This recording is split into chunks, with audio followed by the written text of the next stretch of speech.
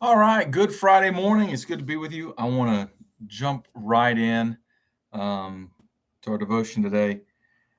In John 13, 6 through 10, it says, Jesus came to Simon Peter, Lord. Peter said to him, Are you going to wash my feet? Jesus replied, You don't realize what I'm doing, but later you will understand. No, said Peter, you will never wash my feet. Jesus answered, Unless I wash you, you can't share life with me. Lord, Simon Peter replied, Not just my feet, wash my hands and my head too. Jesus answered, A person who has had a bath needs only to wash his feet. The rest of his body is clean, and you are clean, but not all of you are. Yesterday, I went to our McWane Science Center in Birmingham, Alabama. It's a children's science museum.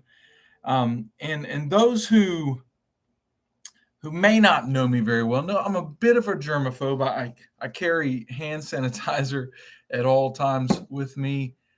This started way before COVID. Um, it's just me.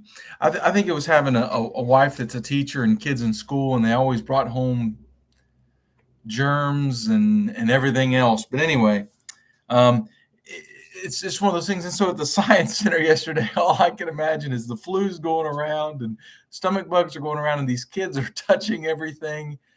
And if I could have been had that Peter the disciple mindset, I would have been just pour hand sanitizer all over everything. Come in and spray it down.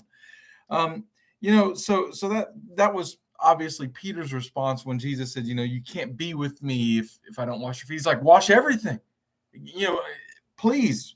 And so we have this concept. Jesus knew he was going to die. He was at the Last Supper. He was about to be betrayed by Judas, one of his own disciples.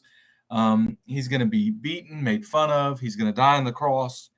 And even though Jesus knew all these things, the disciples didn't understand that he was going to die and then rise again.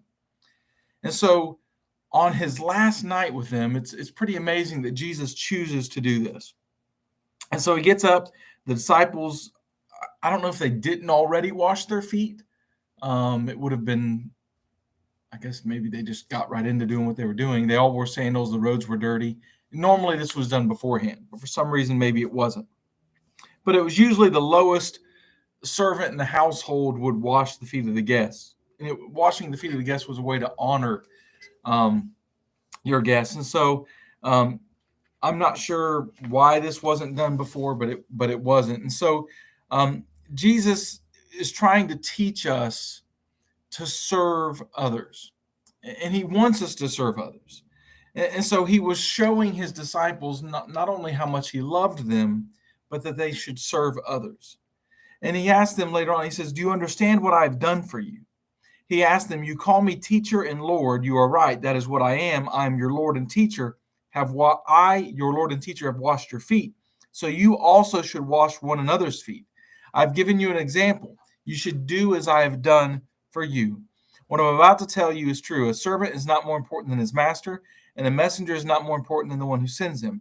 Now you know these things, so you will be blessed if you do them.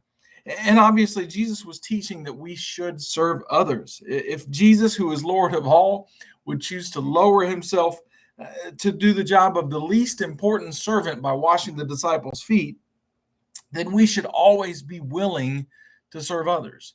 And we seem to kind of get on a high horse sometimes and think that oh, well, that's beneath me, or that's not in my job description. Um, and that's not the life that we were meant to lead.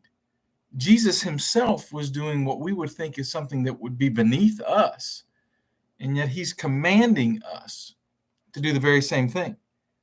We should be willing to serve others. And Jesus said to follow his example. And foot washing was very common in Bible times. As Free Will Baptists, we still practice foot washing.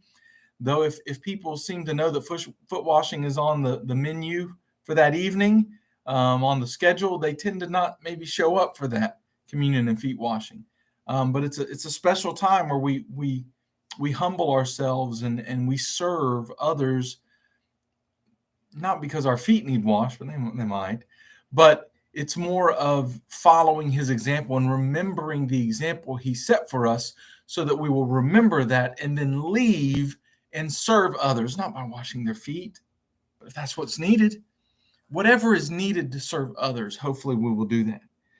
And so the question that we ask ourselves, or should ask ourselves, is what is something that we might do to serve someone today? And that's my challenge for you today. Hope you all have a wonderful Friday, and God bless.